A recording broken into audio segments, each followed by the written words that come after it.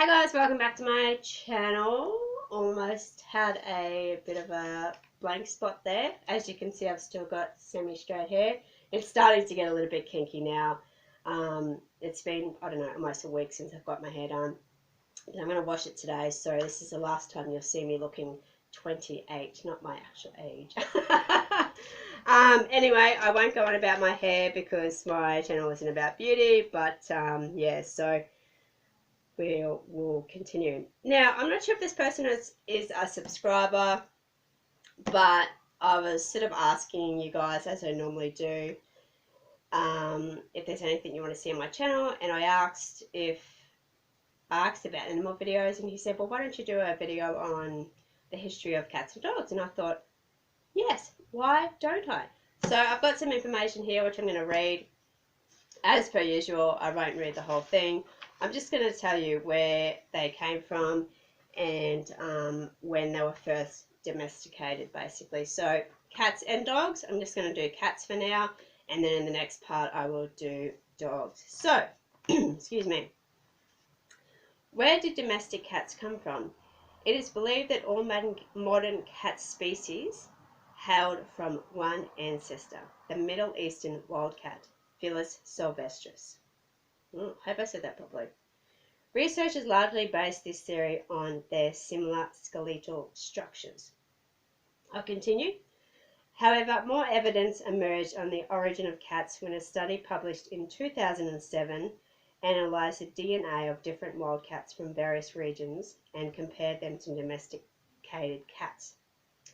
Interestingly, they discovered that the DNA of the African wildcat correlated with both purebred, yes, even the elegant ragdoll, or Siamese, my favourite breed of cat, or cat breed, and mixed breed moggies, which adds weight to the common ancestor theory. How cute is this cat? Look. So gorgeous. Excuse me. I've been talking too much. This is from purina.co.uk, and I will link the website in the description bar below, as per usual, and you can check out and read more information on this, because I think there are like 100 and, oh no, I was going to say 100 and something pages. Oh, it's only 4 pages. I've only printed 3. Okay, so we'll get on to when were cats first domesticated. When it comes to the history of cats, it's quite hard to pin down when they were first domesticated. I apologise if you can hear a truck outside. The bin man's here. It's bin day today. So I don't know what he's doing parked out there, but anyway, I apologise. I'll just wait actually.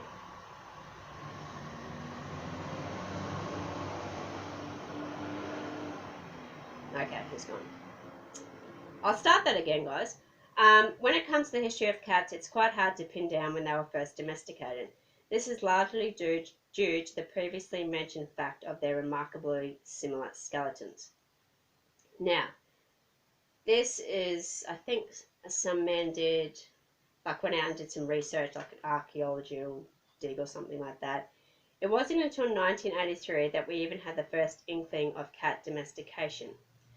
When a cat jawbone was located in Cyprus during an archaeological dig, and they estimated that domestication had occurred 8,000 years ago. Right, there you go, there's your answer. They've been around for that. Well, they've been around for longer than that, but the first domestication of a cat happened 8,000 years ago. This is really interesting, you know. It's really interesting to me. Just seeing what else. No, I don't think I'll read any more about that. Yeah. So that's quite interesting. 8,000 years ago. I don't think I'll read any more. It goes on to say domestic cats and wild cats are quite similar, like tigers, lions, etc., etc. They all sleep long hours. I've mentioned that before in a video. During the day, they're more like a night person, nocturnal. They're obligated carnivores. I've mentioned that before. I did a video on feeding your dog and cat vegan food. don't do it. Even though I'm vegetarian, I would never feed Maddie vegetarian or vegan food. I just know that they will become very sick and possibly end up dying. So as much as I hate, getting out tuna every day for her, I'd rather her eat that and stay healthy. So also goes into saying they've got same hunting techniques. They're always grooming themselves. Now this is another one that I've never actually touched on before. Making biscuits or cat knitting, also known as making biscuits. I've never heard of making biscuits. I've heard of like cats kneading, so they like go like that as if you're making dough. They like stretch. It's thought to be a cat trait inherited from your domesticated felines' wild ancestors. While your cat may look as though they're kneading dough, as I said, in the wild, this is their way of creating a nest and checking for any potential predators or dangerous things lurking beneath. Yeah, so I'm not sure if dogs do this too, but I'm pretty sure, well, Maddie does it quite often. Then it goes on to like marking their territory. I'm not going to go into that because I've already sort of talked a little bit about that. And yeah, so I'll leave it there, guys. I don't think I have too much more to say on the history of cats. And yeah, I'll see you guys in the next section. Bye. Hey guys, welcome back to the second part of this dog and cat history video. Oops, almost lost my train of thought there. There's a car in front of me and I don't know if anybody's actually sitting in it. I don't know if they're looking at me or what, but it's hard to tell because the car's black.